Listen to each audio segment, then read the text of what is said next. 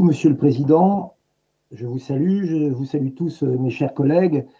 C'est toujours un peu particulier de s'exprimer en visioconférence, mais nous allons essayer de le faire et de le faire de la manière la plus claire possible. Monsieur le Président, vous nous avez annoncé il y a quelques instants que vous vouliez changer le quotidien des gens. Vous avez fait référence d'ailleurs à la presse qui relevait un certain nombre de vos actions. Il se trouve que, comme vous, Monsieur le Président, comme beaucoup de collègues, je lis systématiquement et tous les matins la presse quotidienne régionale avec beaucoup d'attention, et ce, dans nos trois régions historiques.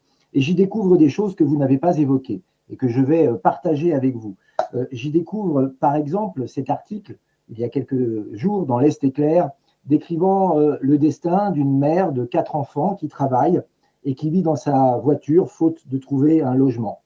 J'y lis aussi des articles sur la dégradation de notre système hospitalier et sur les conditions de travail de nos soignants, par exemple, dans les dernières nouvelles d'Alsace, qui estimaient qu'il manquait 1 millier d'infirmières dans le Grand Est.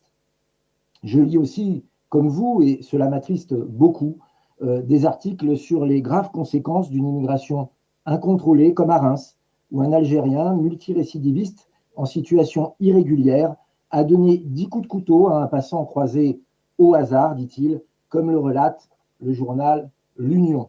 Et puis vous parliez des transports, et bien pas plus tard qu'aujourd'hui, Monsieur le Président, je lisais que la ligne 4, à partir du 20 décembre, allait connaître de lourdes perturbations à cause de la gestion du Covid. Plus grave peut-être, on y lisait pas plus tard que ce matin, dans le Républicain Lorrain, qu'un homme avait été abattu par plusieurs tirs hier soir à Mézières-les-Messes, en Moselle.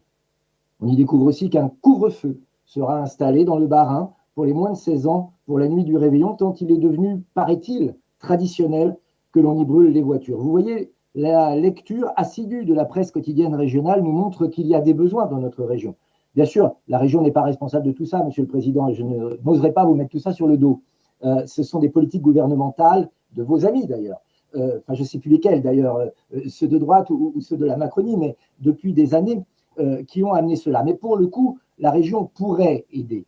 Et que fait la région en revanche dans la presse quotidienne régionale? Eh bien, elle fait ceci que je vais montrer à tous mes collègues, c'est-à-dire du pluri-reportage de 4 pages qui glorifie, Monsieur le Président, votre action et celle de la majorité et qui trace un bilan idyllique de votre mandature en oubliant l'essentiel.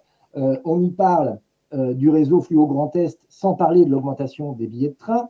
On nous explique que la région transporte très efficacement les jeunes enfants, sans parler des problèmes qu'il y a eu à la rentrée en Alsace sur le transport scolaire. Bref, une vision bien partielle et bien, comment dirais-je, laudative de votre action, probablement pas toujours dans la réalité. Vous savez, le problème du téléachat, c'est que quand on survend un produit et que le produit ne correspond pas à la qualité attendue, eh bien, on déçoit. Et c'est ce que vous risquez de faire, Monsieur le Président.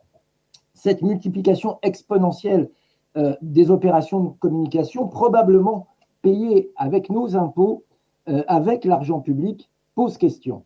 D'ailleurs, j'aurai l'occasion et l'honneur de déposer une question écrite, Monsieur le Président, vous demandant combien ce type d'opération coûte, quelle est l'ampleur, quels sont les journaux concernés et quelle est la fréquence. Et je me vois surpris de n'y trouver aucune présence, vous m'entendez bien, aucune, de l'opposition. L'argent public n'a pas vocation à être dilapidé. L'argent public n'a pas Il faut conclure, Monsieur Jacobelli. À faire du greenwashing ou à financer des opérations en anglais avec des termes à la mode, mais qui derrière cachent des réalités. Il faut que vous concluiez, s'il vous plaît. Non, merci de conclure. Monsieur le Président, doit servir à améliorer, et vous l'avez dit, ce sera probablement notre point d'accord aujourd'hui, à améliorer le quotidien des Français et des habitants de notre région, mais le compte n'y est pas. Alors la publicité, la communication... Merci Monsieur Jacobelli, vous avez dépassé votre temps de parole.